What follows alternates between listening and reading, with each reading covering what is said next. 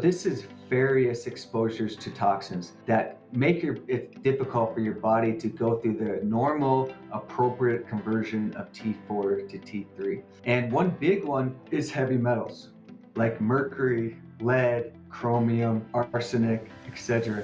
If you get high levels of this, it's going to cause all various symptoms, and we've talked a little bit about this in previous episodes, but it also makes your body not be able to convert T4 to T3 effectively. I'm Dr. Jake. I'm a naturopathic medical doctor and integrative physician, and on this channel I share with you how you can heal your body down to the root causes without any harmful drugs or surgeries. Today I want to talk about the seriousness and causes of low T3 syndrome. Why is T3 such an important issue? It's such an important issue because it's overlooked so much.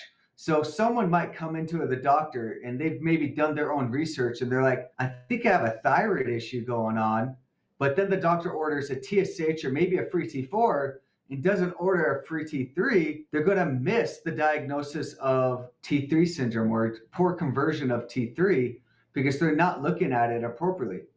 Or a doctor might say, oh, you have fatigue, they order a TSH, and they're like, oh, it's not a thyroid issue, it's something else. So you're missing a lot of things. So it's such an important issue. Doctors need to learn about this, patients need to learn about this, because so many people are suffering from hypothyroid symptoms. They're chronically fatigued, their hair's falling out, they're constipated, they have dry skin, they can't think well, on and on and on, because they have poor conversion of their T3 from T4, and they continue to suffer because the doctors aren't diagnosing it. What number on a laboratory report tells me that someone has low T3 or they have poor conversion issues of T4 to T3?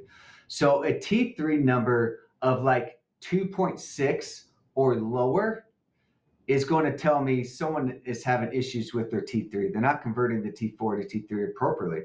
And then a reverse T3 of 20 or higher is telling me that they're not making enough T3, but also their cells are becoming desensitized to T3. That's the most important thing about reverse T3. It's telling me, okay, your cells are actually not absorbing the T3 effectively.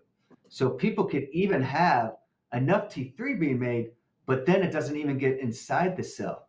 And that's related to the conversion issue too. It's a separate issue, but very similar to the T3 issue. What is the first thing I want to talk about today that is a cause of T3 syndrome? The first one is nutrient deficiencies. So a lot of us aren't getting enough nutrients, and especially the chronically ill, they usually have some type of trauma going on in their gut and they're not absorbing nutrients very well. Many times they're not eating a good diet and they're not absorbing nutrients very well. So there are varied nutrients, and two of the most common ones I see that people are often deficient in is zinc, and very important for the appropriate conversion of T4 to T3, also for the appropriate conversion of even just making T4. Another one is magnesium. Magnesium is needed for 300 different mechanisms that occur in the body, and one of them is thyroid production and conversion of T4 to T3. So a lot of people can have poor conversion of T4 to T3 because it's so common for people to even have these zinc and magnesium deficiencies. Another very important nutrient for the thyroid is selenium. Selenium is needed for the appropriate production of T4, but it's also needed for you convert T4 to T3 effectively. So if you're low in selenium, you're not going to be able to convert the T4 to T3. Another one is iron. So we think about iron with fatigue all the time. It's a very common thing doctors look into when someone is fatigued. So this is usually one that is identified quite readily. But people could not have frank iron deficiency, but they are functionally low. So on their laboratory work, they might have a ferritin of like 25 or 30. Most doctors are going to be like, that's okay. It's low. It's a low normal, but it's still normal. But this level can definitely lead to T3 conversion issues. You're not converting T4 to T3 effectively because you're low in iron, and someone's not necessarily giving you iron, or you're not thinking of taking more iron, but you still have this thyroid issue coming from it. It doesn't cause like an iron deficiency anemia, but it still makes you really tired and fatigued and not able to function very well because it's not allowing your T4 to convert to T3 appropriately. Last nutrient that I wanted to talk about is iodine. Iodine is needed for the appropriate production of T4, but also you need it to convert your T4 to T3. It's Iodine is probably one of the most important nutrients we have to actually make the thyroid function appropriately.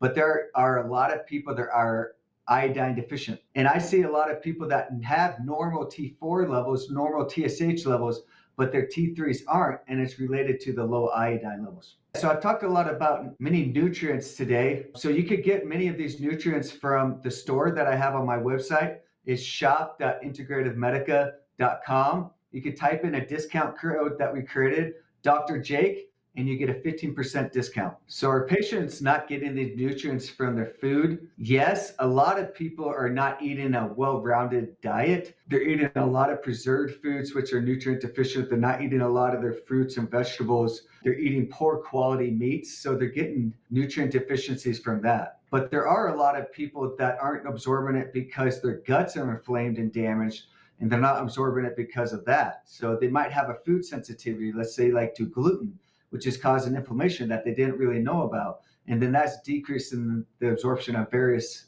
of these nutrients that we talked about. They could have like a gut inflammation, a bug in there that's causing inflammation, and that causes nutrient deficiency. So there's a lot of things that could possibly cause this issue. Yeah, the next issue I wanted to talk about is chronic inflammation.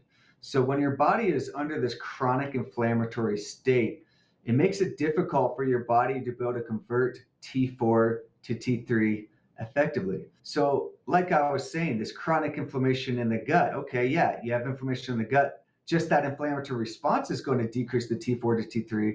That inflammatory response is also going to decrease the nutrient absorption.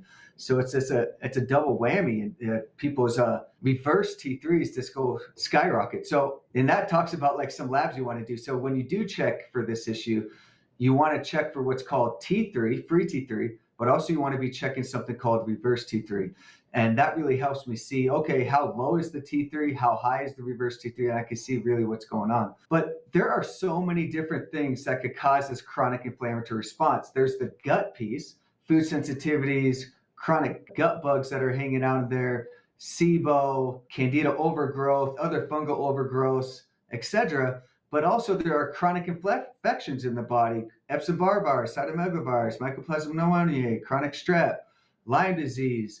Patients could have an autoimmune condition, which is caused by a lot of these chronic infections, but various other things. People could have high blood sugar that's causing this inflammatory state. People might have trauma to their cardiovascular system, like their blood vessels and heart, that could lead to this chronic inflammatory state. So on and on and on. So many different inflammatory disorders could cause this poor conversion to T4, T3.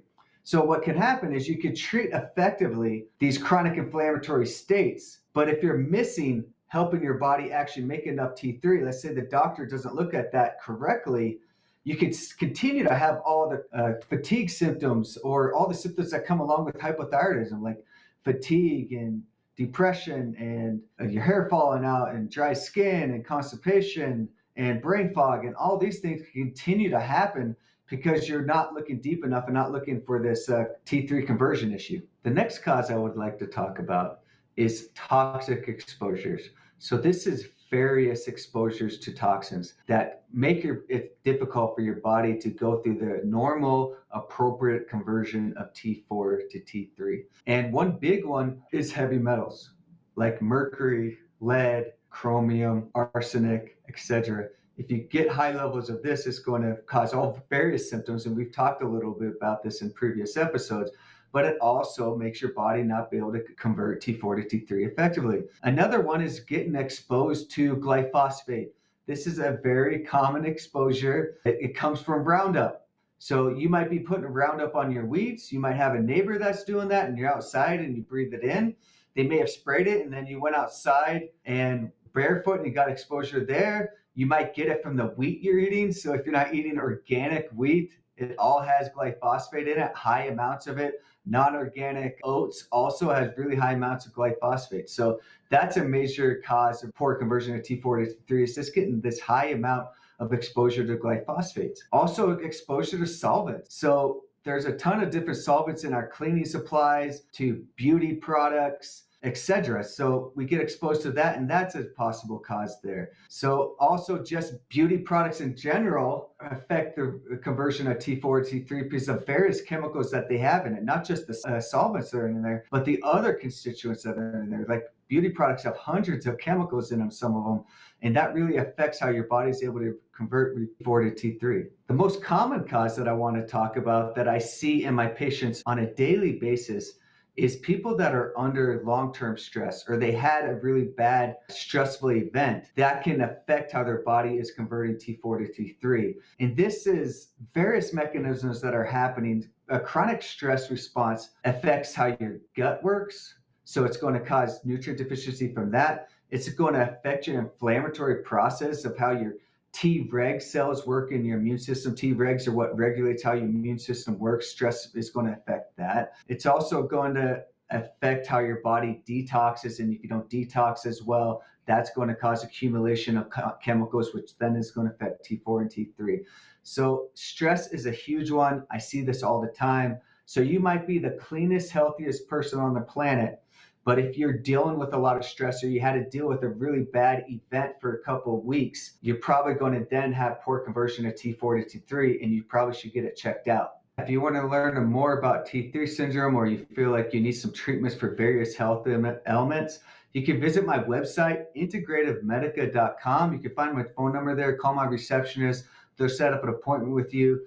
You could do this virtually or in person. You could also directly set up a visit with me from my website. If you want to learn more about the solutions and treatment of low T3 syndrome, click my videos to the right, and I'll see you there.